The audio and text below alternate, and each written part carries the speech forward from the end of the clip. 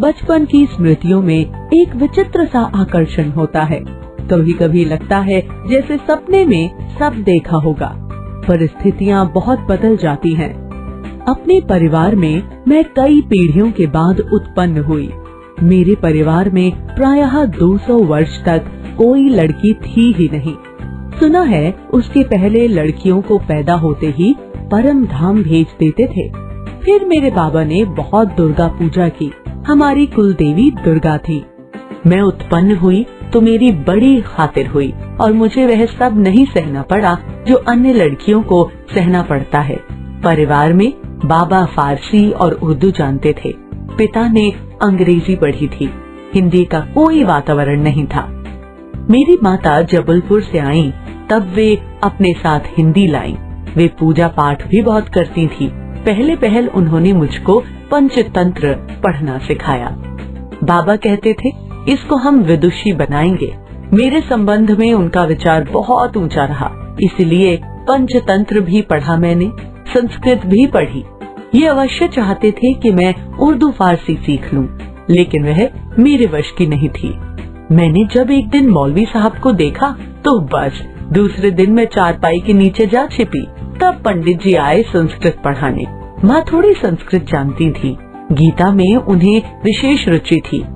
पूजा पाठ के समय मैं भी बैठ जाती थी और संस्कृत सुनती थी। उसके उपरांत उन्होंने मिशन स्कूल में रख दिया मुझको। मिशन स्कूल में वातावरण दूसरा था, प्रार्थना दूसरी थी। मेरा मन नहीं लगा, वहाँ जाना बंद कर दिया। जाने में रोने धोने लगी। तब उन्होंने मुझको क्रास्थवेट गर्ल्स कॉलेज में भेजा, जहाँ मैं 5वें दर्जे में भर्ती हुई। यहाँ का वातावरण बहुत अच्छा था। उस समय हिंदू लड़कियाँ भी थीं, ईसाई लड़कियाँ भी थीं। हम लोगों का एक ही मेस था। उस मेस में प्याज तक नहीं बनता था। वहाँ छात्रावास के हर एक कमरे में हम 4 छात्राएं रहती थी। उनमें पहली थी साथिन सुभद्रा कुमारी मिली। 7वें दर्जे में वे मुझसे 2 साल सीनियर थीं। वे कविता लिखती थी और मैं भी बचपन से तुक मिलाती आई थी। बचपन में माँ लिखती थी, पद भी गाती थी। मीरा के पद विशेष रूप से गाती थी। सवेरे जागिए कृपा निधान पंछी बन बोले, यही सुना जाता था। प्रभाती गाती थी। शाम को मीरा का कोई पद गाती थी। सुन सुनकर मैंने भी ब्रज भाषा में लिखना आरंभ किया। यहाँ आकर देखा कि सुभद्रा कुमारी जी खड़ी बोली में लिखती थी। मैं भी वैसा ही लिखने लगी, लेकिन सुभद्रा जी बड़ी थी, प्रतिष्ठित हो चुकी थी। उनसे छिपा छिपा कर लिखती थी मैं। एक दिन उन्होंने कहा, महादेवी तुम कविता लिखती हो?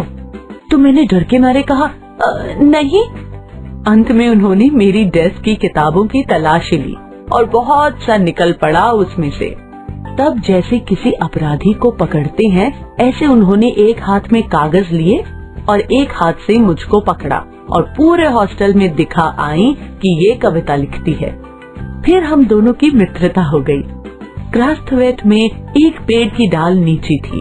उस डाल पर हम लोग बैठ जाते थे। जब और लड़कियां खेलती थीं, तब हम लोग तुक मिलाते थे।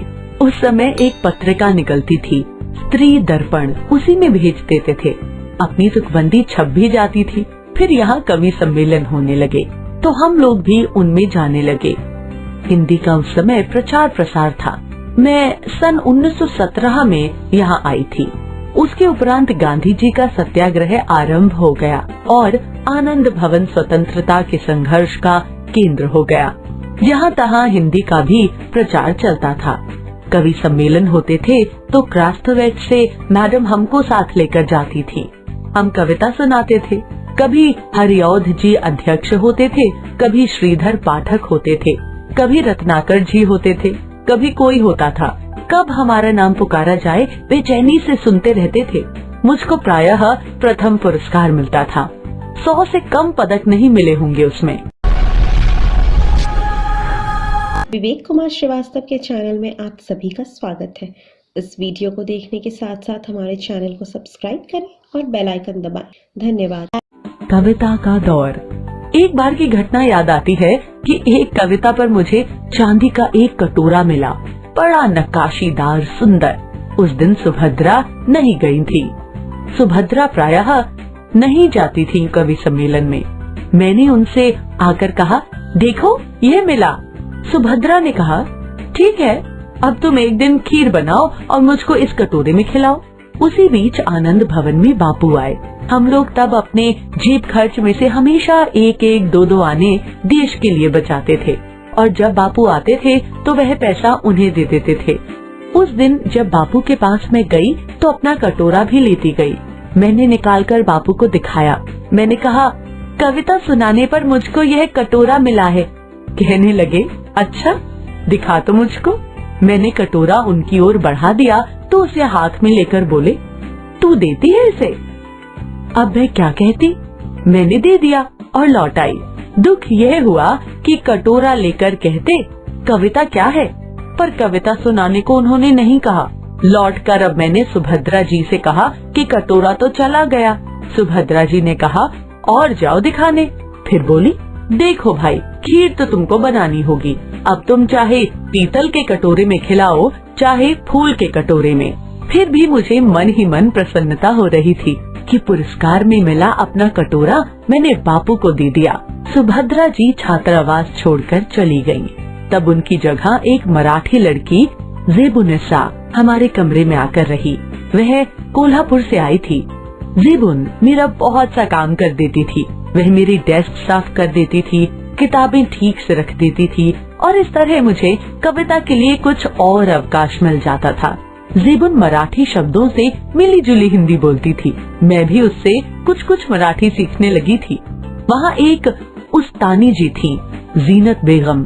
ज़ेबुन जब इकड़े तिकड़े या लोकर लोकर जैसे मराठी शब्दों को मिलाकर कुछ कहती तो उस्तानी जी से टोके बिना न रहा जाता था।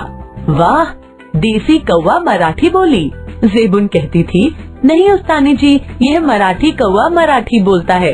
ज़ेबुन मराठी महिलाओं की तरह किनारीदार साड़ी और वैसा ही ब्लाउज पहनती थी। कहती थी, हम मराठी हूँ तो मराठी बोलेंगे। विद्यापीठ मेरे बचपन का वही क्रम। उस समय ये देखा मैंने कि सांप्रदायिकता नहीं थी। जो अवध की लड़कियां थीं, वे आपस में अवधी बोलती थीं।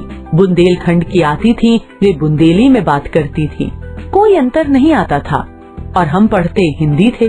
उर्दू भी हमको पढ़ाई जाती थी, परंतु आपस में हम अपनी भाषा में ही बोलती थी। ये बहुत बड़ी बात थी। हम एक मेस में खाते थे, एक प्रार्थना में खड़े होते थे, कोई विवाद नहीं होता था। मैं जब विद्यापीठ आई तब तक मेरे बचपन का वही क्रम चला जो आज तक चलता आ रहा है। कभी कभी बचपन के संस्कार ऐसे होते हैं कि हम बड़े हो जाते हैं तब तक चलते हैं। बचपन का एक और भी संस्कार था कि हम जहाँ रहते थे वहाँ जवारा के नवाब रहते थे। उनकी नवाबी छिन गई थी। वे बेचारे एक बंगले में रहते थे। उसी कंपाउंड में हम लोग रहते थे। बेगम साहिबा कहती थी, हमको ताई कहो। हम लोग उनको ताई साहिबा कहते थे। उनके बच्चे हमारी माँ को चची जान कहते थे।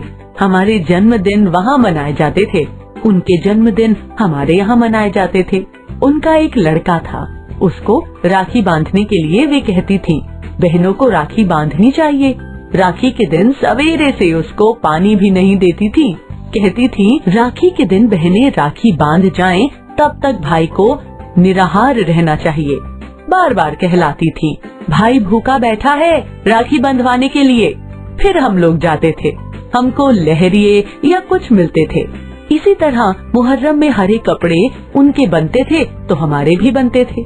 फिर एक हमारा छोटा भाई हुआ वहाँ, तो ताई साहिबा ने पिताजी से कहा, देवर साहब से कहो वो मेरा नेक ठीक करके रखें, मैं शाम को आऊंगी। वे कपड़े वपड़े लेकर आई। हमारी माँ को वे दुल्हन कहती थी। कहने लगी, दुल्हन? जिनके ताई चाची नहीं होती हैं, वो अपनी माँ के कपड़े पहनते हैं, नहीं तो 6 महीने तक चाची ताई पहनाती हैं। मैं इस बच्चे के लिए कपड़े लाई हूँ, ये बड़ा सुंदर है। मैं अपनी तरफ से इसका नाम मनमोहन रखती हूँ। वही प्रोफेसर मनमोहन वर्मा आगे चलकर जम्मू यूनिवर्सिटी के वाइस चांसलर रहे, गोरखपुर यूनिवर्सिटी के भी रहे। कहने का तात्पर्य यह कि मेरे छोटे भाई का नाम वही चला जो ताई साहिबा ने दिया। उनके यहाँ भी हिंदी चलती थी, उर्दू भी चलती थी। यूँ अपने घर में वे अवधी बोलते थे। वातावरण ऐसा था उस समय कि हम लोग बहुत निकट थे, आज की स्थिति देखकर लगता है जैसे वह सपना ही था। आज वह सपना खो गया। शायद वह सपना सत्य हो जाता तो भारत की कथा कुछ और होती। सारांश। तो बच्चों, आज हमने देखा